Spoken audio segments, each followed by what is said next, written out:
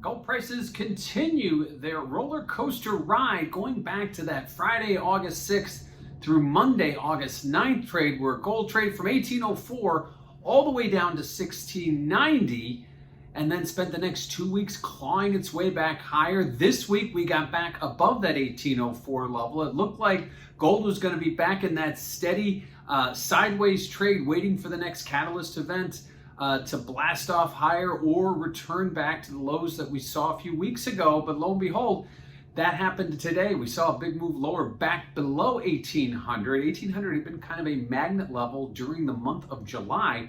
We did trade down to about 1780 today, unable to extend that lower, and actually rallied back up about $10 to end the day. So we are still below 1800, not too far away from it, but the stronger dollar we saw today, along with rising yields over the last 2 days, starting to take its toll. Those have both been huge obstacles for higher gold prices going back not only several weeks, but several months, and continue to be a thorn in the side of gold buyers as the higher yields are more attractive. Obviously, gold, a non-yielding instrument, and the dollar itself, which has been a mixed trade, has seen, been an adversary to higher gold prices as well today, seeing the dollar higher.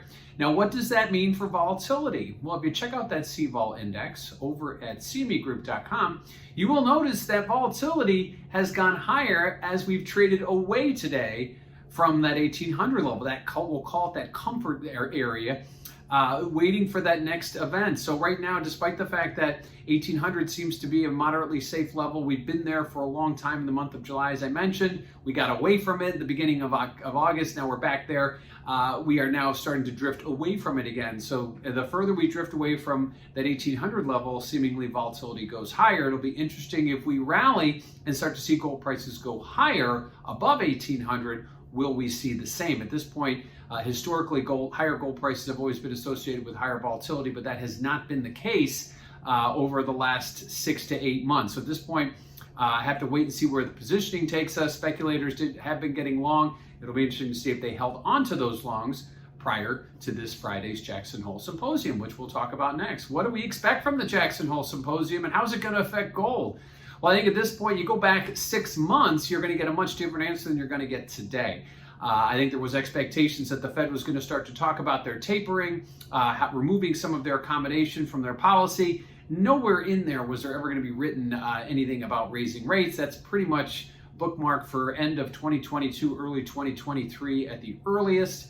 But at this point, the Fed chair has been very dovish. Some of his governors and presidents have not been so dovish, and the market has seen a back and forth trade. But ultimately, the Fed right now is going to be more concerned about the economy and what the effects of this new variant may be if there are future lockdowns coming that would freeze up the economy like we saw back in early 2020. Clearly, that would push gold prices higher, keeping the Fed at where it is right now for a sort of an unforeseen amount of time. But at this point, gold prices kind of waiting for that confirmation. Clearly, gold prices have struggled. While we see equity markets rallying, we've seen other commodity prices rally. We've seen treasuries rally and treasury yields decline, but gold prices really have been stuck. We saw major price declines followed by some upticks, but ultimately gold has been stuck and unable to see a big breakout, given the fact that we remain in the zero interest rate environment, given the fact that the Fed, while they want to raise rates, they want to normalize, haven't given us any clear signals as to when that might be outside of 2 to 3 years down the road. So at this point, gold price is looking for some confirmation, looking for some insight, and we likely will get it from the Fed chair when he speaks Friday morning at 10 a.m. Eastern time from the Jackson Hole Symposium, the virtual Jackson Hole Symposium. So gold prices, after getting all the way back, taking back what they lost on that August 6th to August 9th sell-off, now starting to drift lower again, but with Jackson Hole looming on Friday, a lot of that can change very quickly.